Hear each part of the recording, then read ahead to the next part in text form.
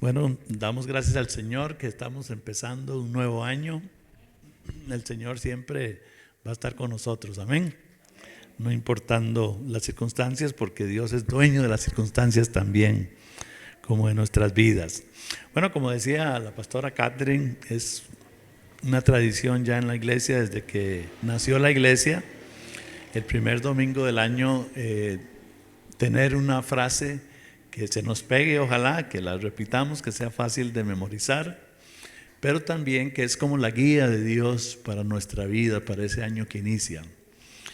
Ya cuando Moisés tomó la iglesia como pastor, como pastor, él me dijo a mí, bueno, yo quiero que usted siga haciendo eso mientras pueda, ser el que nos dé esa frase inicial del año. Así que por eso estoy aquí, amados hermanos, y como estoy diciendo, es algo que va a guiar nuestra vida. Es muy importante cuando termina un año, y fue algo que el Espíritu Santo puso en mi corazón cuando yo pastoreaba la iglesia, poder buscar de Dios en el fin de ese año, y Señor, ¿cuál es tu dirección? ¿Por dónde quiere que vayamos este año nuevo?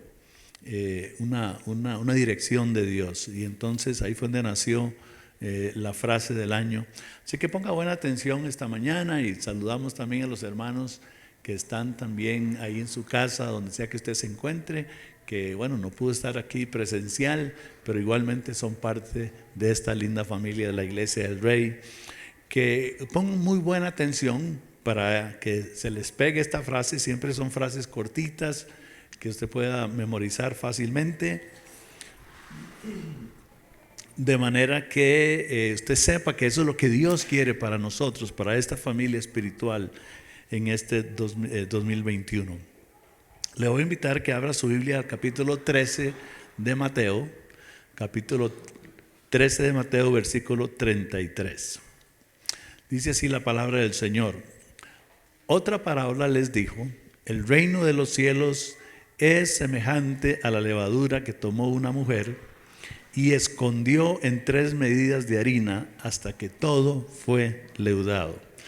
El capítulo 13 de Mateo se caracteriza porque todo el capítulo está lleno de parábolas.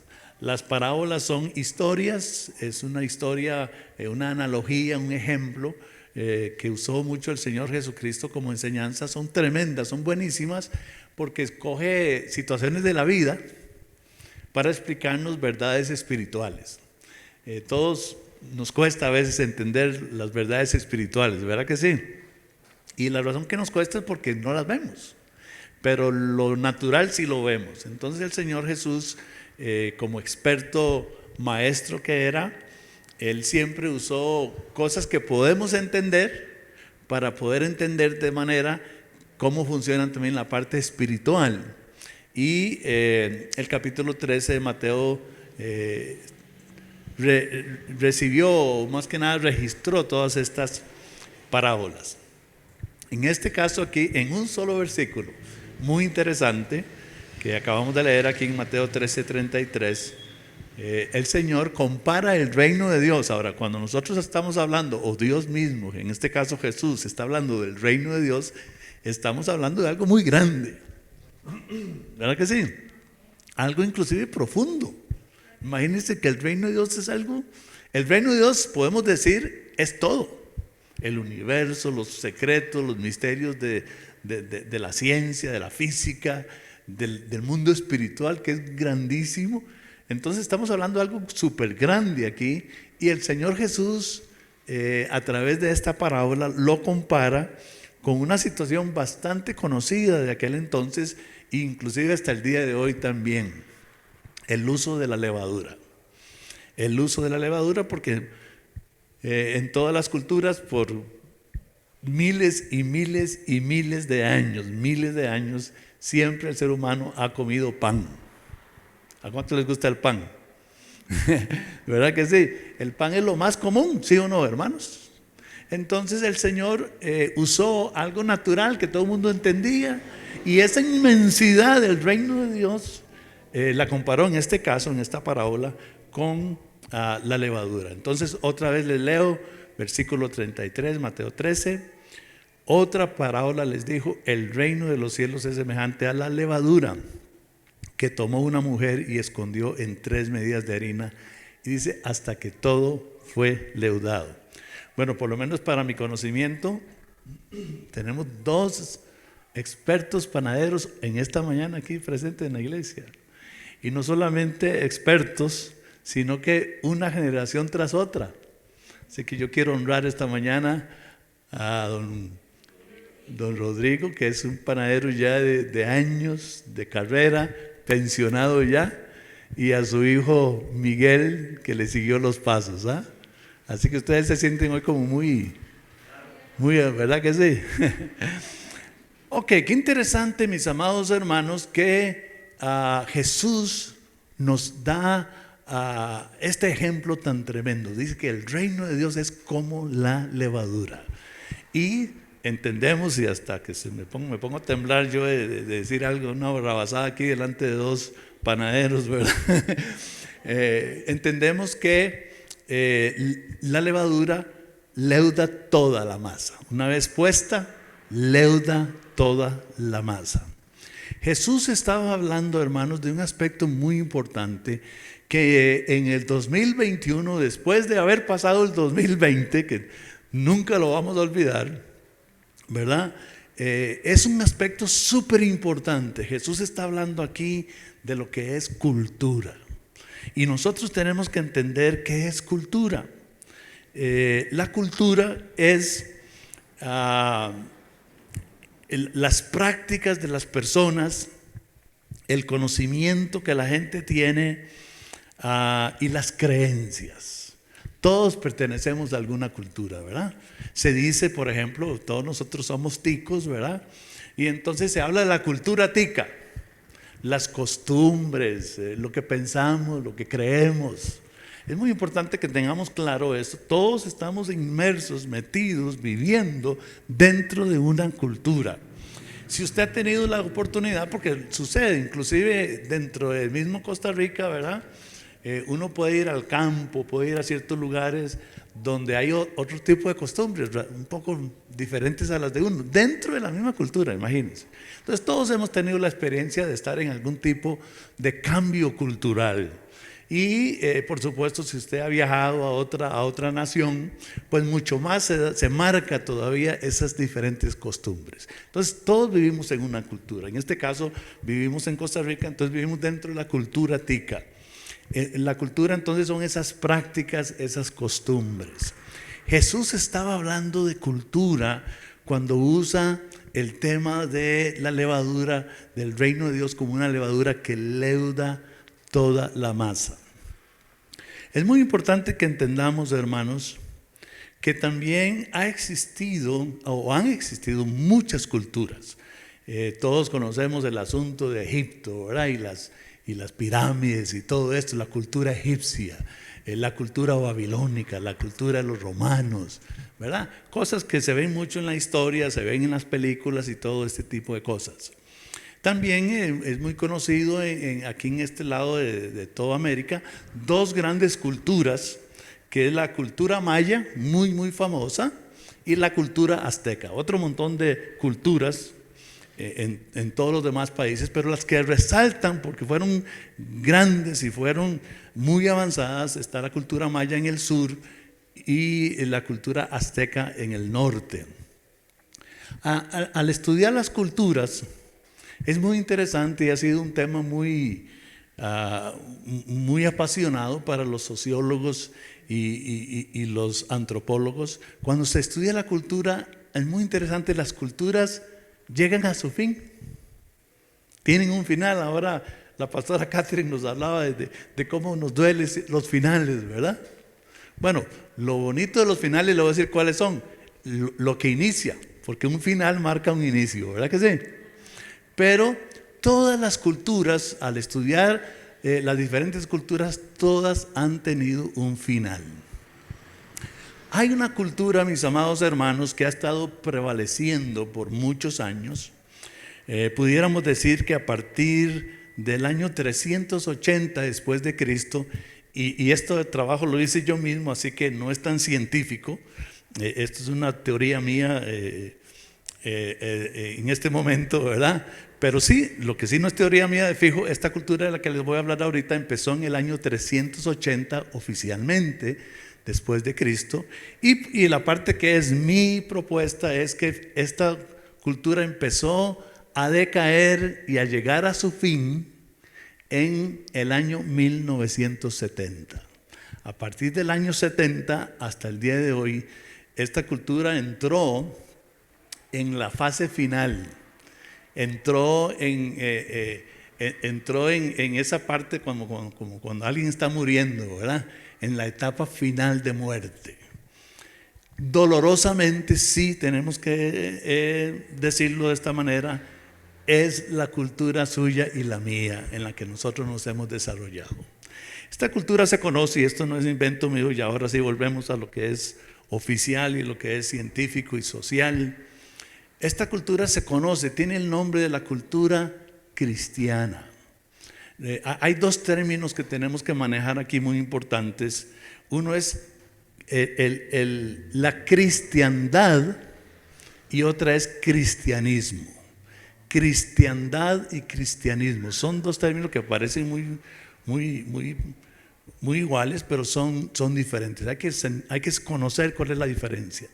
Cuando hablamos de cristiandad, estamos hablando de esa cultura, entre comillas, cristiana, que nació en el 380 después de Cristo y que, según mis estudios personales, empezó a terminar en su etapa final en la década de los 70.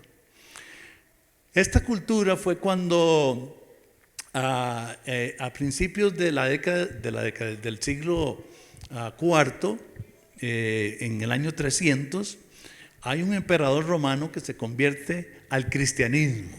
No sabemos si se convirtió a Cristo y no vamos a entrar en eso, solo Dios sabrá dónde se encuentra ese señor hoy en día. Pero lo cierto es que como emperador de Roma, siendo Roma un imperio totalmente pagano, con muchos dioses y una serie de cosas, este señor Constantino decide que el cristianismo va a ser la religión oficial del imperio. Y eso ya luego a la altura del 380, otro emperador que le siguió, que se llamaba Teodosio, él oficialmente, por decreto del Senado, por decreto del emperador, se establece que la religión oficial del imperio romano es el cristianismo. Ahí nace la cristiandad. Y hasta, como ya dije, hasta 1970, nosotros somos producto de la cultura cristiana. Vamos a decirle eso, no es el término más correcto, porque podemos confundirnos.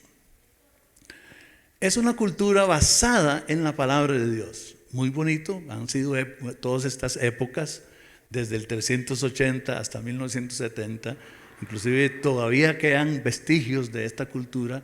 Es una cultura que, como fue basada en la palabra de Dios, trajo mucho desarrollo.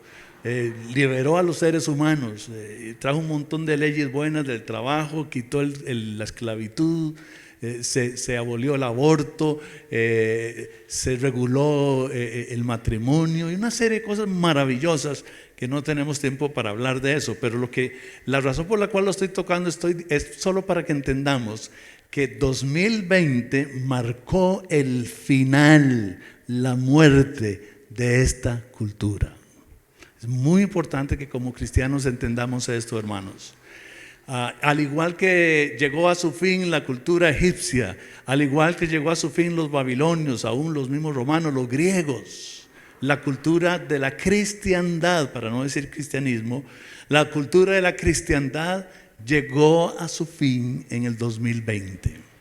Mis amados hermanos, estamos, y de hecho ya los sociólogos y gente experta en todo esto, desde ya hace unos 10 años por lo menos, empezaron a hablar de una era post-cristiana, dejando el cristianismo atrás. Esa es una gran realidad. O la cristiandad otra vez, por lo que voy a decir ahora.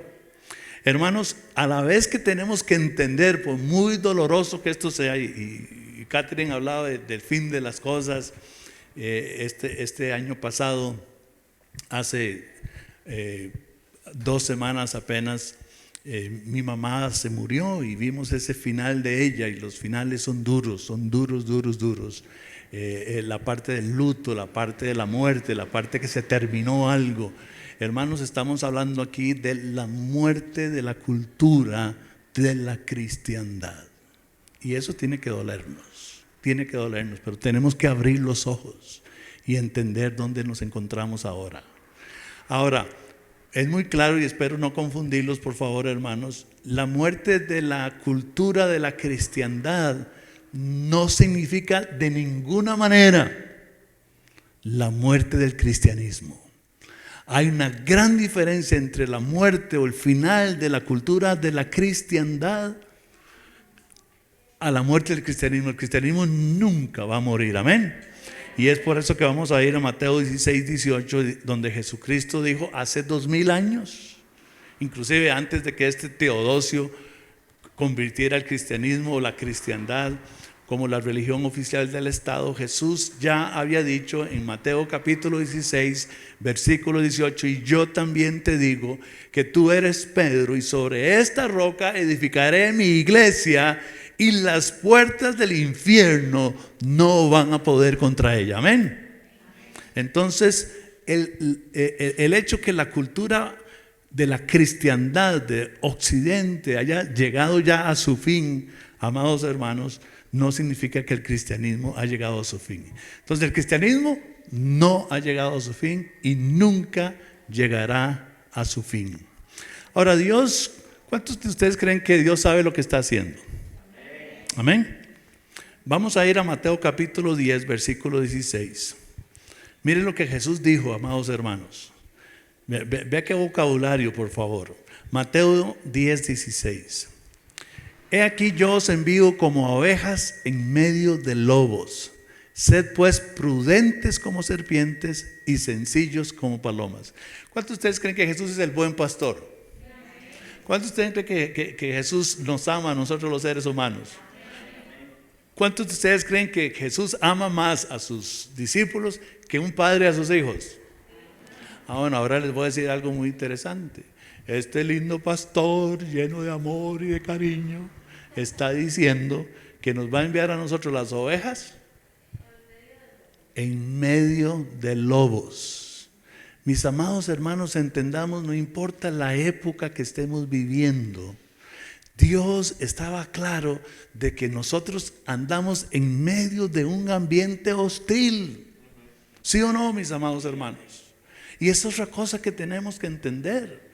Estaba compartiendo con unos pastores, creo que era el sábado, era el 31, ya me acordé. Y entonces, ahí por WhatsApp. Entonces, estaban diciendo una cosa y otra y les pongo yo ahí. Recordemos, amados hermanos, les puse que cuando la iglesia empezó a ser perseguida en el libro de los Hechos, ¿se recuerdan? Cuando los cristianos empezaron a ser perseguidos y los agarraron y los azotaron, los metieron a la cárcel, los azotaron, el día siguiente los echaron y les dijeron, no hablen más en ese nombre. Los discípulos llegaron, dice, y empezaron a orar. Y yo les decía a estos pastores, recordemos que cuando ellos oraron, no oraron pidiéndole a Dios que cambiara las circunstancias. Mis amados hermanos, si es lo que nosotros queremos pedirle a Dios, ¿sí o no? ¿Sí o no? Seamos honestos. Que Dios cambie las circunstancias. Y estos todos llegaron azotados. Hay que agarrar a alguien, ¿verdad? Y darle 39 azotes, latigazos, metidos luego en la cárcel en un cepo y luego soltarlo a ver cómo se siente. Y estos llegaron todos apaleados, realmente azotados, y empezaron a orar diciendo, Señor, esta fue la oración de ellos, ¿no? Señor, mira a esta gente, mándales un rayo, mátalos, Señor. No, sí dijeron, Señor, mira sus amenazas, miran eso, danos valentía. Ellos no oraron, no le pidieron a Dios que cambiara las circunstancias, ellos le pidieron a Dios que les diera valentía a ellos. Amén. Ante las circunstancias. Entonces, por eso Jesús está diciendo, yo los estoy mandando a ustedes como ovejas en medio de lobos. Y entonces el Señor está diciendo, sean prudentes como serpientes. Mire el ejemplo que pone el Señor. Y sencillos como palomas. El Señor está enseñándonos cómo nosotros debemos vivir en medio de una cultura hostil. Nos tocó a todos los que estamos aquí Tal vez los más niños no entiendan mucho esto. Más bien a ellos les está tocando vivir en esta otra cultura que nació. Pero nos tocó vivir en una era de la cristiandad, donde era facilito ser cristiano, ¿sí o no, hermano? ¿A que sí? Y como estamos perdiendo esto, se nos hace muy duro y muy difícil. Pero lo importante aquí es que el Señor nos enseña cómo vivir en medio de la cultura. Y está diciendo: sean prudentes como serpientes, sencillos como palomas. La palabra prudente significa ser sagaz, ser discreto, con habilidad práctica. Hermanos, por eso que Pablo les decía a los discípulos: mayor es el que está con nosotros que el que está en el mundo. Usted y yo no dependemos de las circunstancias culturales, sino que debemos actuar con prudencia, con sagacidad, con habilidad práctica en medio de cualquier cultura que nos toque vivir. Y la palabra sencillos, ve que interesante, significa sin mezcla. Sencillos, sin mezcla, honestos, genuinos. Amén. Así que, mis amados hermanos, ve que interesante, en Mateo capítulo 13, versículo 36 al 38, Jesús dijo: entonces, despedida la gente, entró Jesús en la casa, y acercándose a él sus discípulos le dijeron: explíquenos la parábola de la cizaña del campo. Respondiendo él les dijo: el que siembra la buena semilla es el Hijo del Hombre. El campo es el mundo, la buena semilla son los hijos del reino y la cizaña son los hijos del malo. Déjeme decirle que en esta nueva cultura, que ya se murió la cristiandad, hermanos, no el cristianismo, en esta nueva cultura usted y yo hemos sido sembrados como los hijos del reino. Amén. Somos las ovejas del Señor en medio de los lobos, pero vamos a actuar con sagacidad y vamos a actuar con sencillez. Amén, hermanos. Y vamos a hacer, y ahora sí vamos a la frase de este año, mis amados hermanos: vamos a hacer levadura en medio de la cultura. Amén. Vamos a actuar como levadura. La frase de este año dice así, frase del 2021: para un cambio en la cultura. ¿Cuántos quisieran ver un cambio ya en esta nueva cultura? En esta nueva cultura que acaba de nacer, empezó a nacer en el año 70 con el posmodernismo, en 1970, pero está llegando a su máxima expresión, que le dan ganas a uno hasta de, ¿verdad?, se le revuelve un poquillo el estómago a uno. Pero no importa, eso no importa, no dependemos de eso. Pero ¿cuántos de ustedes quisieran ver un cambio en esa cultura? ¿Cuántos estamos conscientes aquí que esa cultura está destruyendo a la niñez, a la juventud, que está destruyendo la misma sociedad? Porque es una cultura también que quiere destruir todo lo que es libertad. ¿Cuántos quieren un cambio en esa cultura? Bueno, para un cambio en la cultura, yo soy la levadura. Amén. Esa es la frase del 2021. Para un cambio en la cultura, yo soy la levadura. Por eso Jesús dijo: los envío como ovejas en medio de lobos. Actúen con sagacidad y con sencillez. Amén. Ustedes son los hijos de la luz que yo estoy sembrando en medio de una cultura de tinieblas. Amén, mis amados hermanos. ¿Cómo lo vamos a hacer? Termino con esto rápidamente, porque tenemos que saber qué hacer. Por supuesto que esta es apenas una motivación para el año, pero todo este año la Iglesia del Rey va a trabajar en este aspecto. Pero rápidamente, ¿cómo puedo ser yo levadura? Número uno, necesitamos una comunión íntima con Dios. Amén. Hermanos, Jesús dijo: separados de mí nada podéis hacer. Una comunión íntima, una relación con Dios. Número dos, necesito la llenura y dependencia del Espíritu Santo. Amén. ¿Me está siguiendo, amado hermano? Déjenme decirle que los primeros discípulos cambiaron la cultura porque estaban llenos del Espíritu Santo. Espíritu Santo, yo quiero ser lleno de ti. Cada día, mis amados hermanos, les cuento en mi devocional personal, le digo: Señor, le digo: Espíritu Santo, quiero ser primeramente lleno de ti. Y luego le digo al Espíritu Santo: quiero ser guiado por ti. Y número 3, le digo al Espíritu Santo que cada cosa que yo haga tenga una manifestación del Espíritu Santo y de poder. Así que necesitamos la llenura del Espíritu Santo. Número 3, necesitamos ser testigos, anunciando y predicando el Evangelio. Amén, mis amados hermanos. En este 2021 ni usted ni yo podemos darnos el lujo de no ser testigos de Cristo a todos los que nos rodeen. Y número 4 y final, necesitamos servir al prójimo en amor. Servir al prójimo en amor. Estos 4 puntos son muy importantes. Tienen que convertirse en nuestra práctica. Y voy a decir, mis amados hermanos, que necesitamos ser entrenados para poder vencer y ser triunfadores e impregnar la cultura esta nueva que se llama, es una cultura del progresismo. Otro día podemos hablar de eso, pero ya es la cultura del progresismo, así se llama. Usted y yo estamos en medio de esta cultura y necesitamos estas 4 cosas para poder impregnar a la cultura y poder ser testigos de Cristo. Amén. Pero la iglesia local, para los que me están viendo también, porque hoy en día pues estamos conectados virtualmente y también presencialmente. Entonces, para los que estamos aquí, para los que están viéndonos también, la iglesia local es el lugar donde nos entrenan para estas 4 cosas.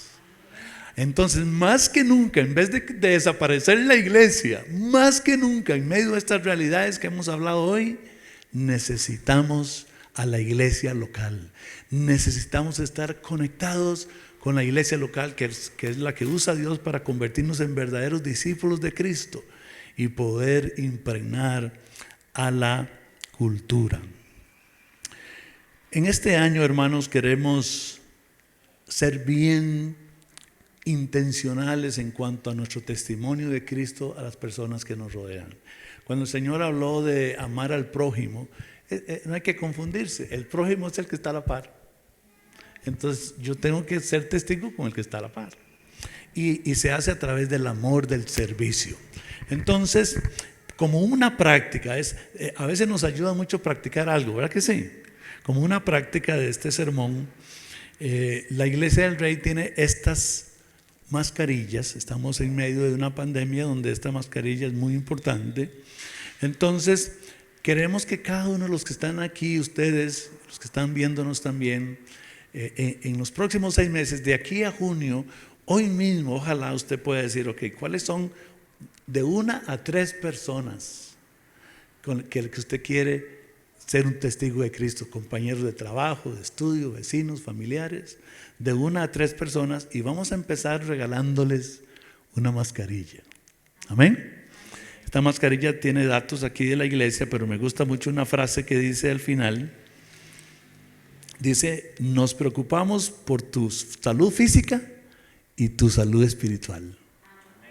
Entonces piense de 1 a 2 personas, mínimo 1, ¿verdad? Pero hasta 3 personas que usted va a decir, las voy a tener en oración, y de aquí a 6 meses voy a trabajar con ellas en amor, sirviéndoles, testificándoles de Cristo. Pero quiero empezar el año regalándole esta mascarilla. Al final pida de 1 a 3, ¿verdad? Usted sabrá. Ahora no las guarde, no las meta y pida la que va a usar. Y también hay una información ahí del ministerio de Senfa, que es un ministerio aquí de la iglesia también, dirigido por mi esposa y por mí, que tiene que ver con consejería a toda la familia. Vamos a orar. Pida también su